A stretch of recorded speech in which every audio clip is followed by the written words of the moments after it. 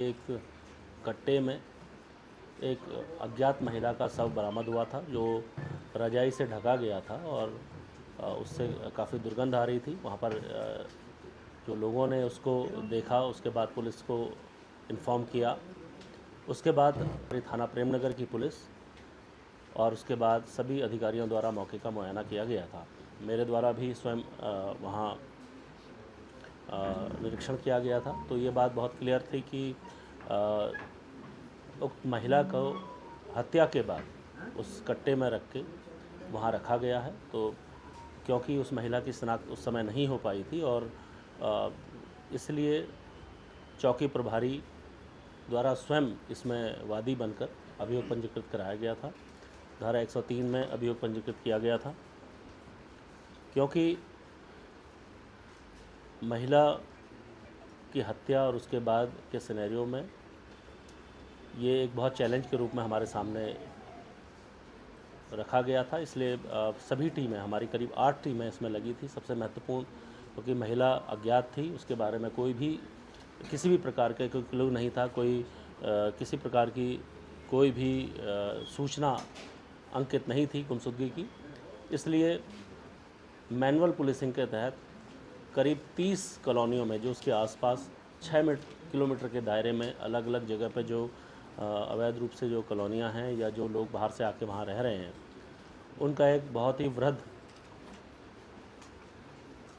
अभियान एक हमारे द्वारा किया गया था, जिसमें उनके सत्यापन और वेरिफिकेशन की ड्राइव चलाई गई थी।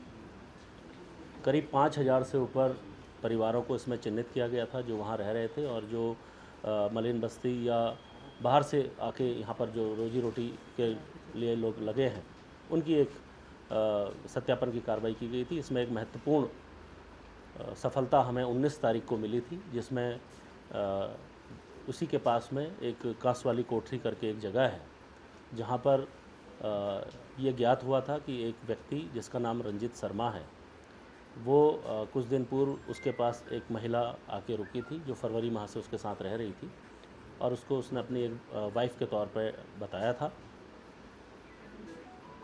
उसके बाद पुलिस के द्वारा ये भी क्लियर हुआ कि जो उसका ठेकेदार है, उससे जब पूछताछ की गई तो उसने बताया कि उस व्यक्ति द्वारा 8 तारीख को अपनी वाइफ को वापस बिहार में मतलब बिहार जो मोतिहारी की ओर छोड़ने के लेके उससे मोटरसाइकिल मांगी थी और कुछ पैसे मांगे थे।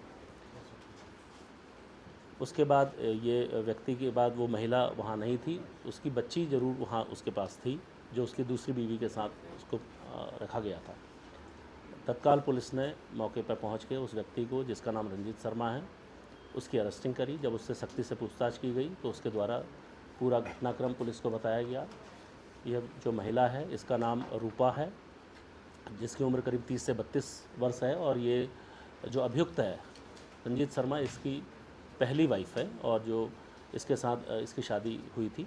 उसके बाद ये महिला से इसका मोहभंग और बिछड़ने के बाद ये व्यक्ति यहाँ आ गया था और इसने यहाँ दूसरी शादी एक अन्य महिला से की थी जिसका नाम संगीता है।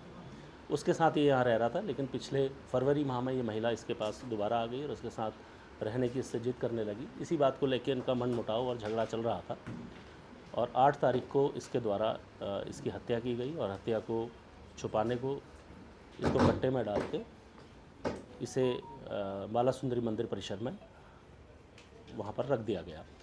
अभियुक्त पुलिस की हिरासत में है, शीघ्र ही इसकी न्यायिक परीक्षा में भेजा जाएगा और इसके विरुद्ध जो भी सख्त कार्रवाई है, जो भी सख्त वैधानिक कार्रवाई है, वो अमल में लाई जाएगी।